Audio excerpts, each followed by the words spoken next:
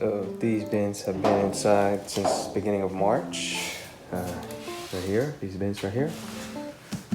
But these bins have been here since the beginning of January. So what I'm gonna do is transfer most or all of them out. Let them get some air. I'm gonna open the bin a little bit, and we'll see what happens in the next few weeks.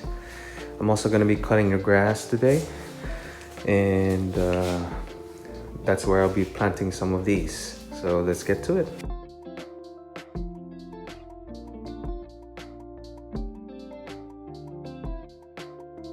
And these are the wine cap spawn here. So I might be planting 2 of these only here after I cut some grass. And those are giant puffballs, which is something I haven't grown before. So we'll see how it all goes.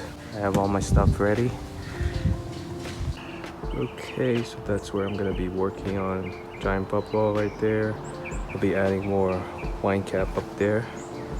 And some oysters right there. Okay, so I just planted sawdust spawn, giant puffball, sawdust spawn mixed with peat moss, spotting soil, some wood chips, and then covered with some cut up grass. Okay, so this is the green spawn, giant puffball green spawn. Down here's the sawdust spawn. See how it goes in the next few weeks, few months. If we get some mushrooms, that'll be great. So this is the wine cap right here, the ones that has been in the monotub since the beginning of March, and it's by the other patch that I planted since like beginning of the year.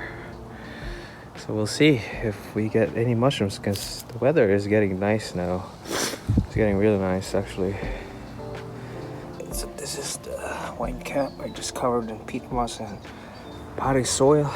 I'm gonna go ahead and cover it with more dirt, because this is a little bit deep right here, because I dug around this area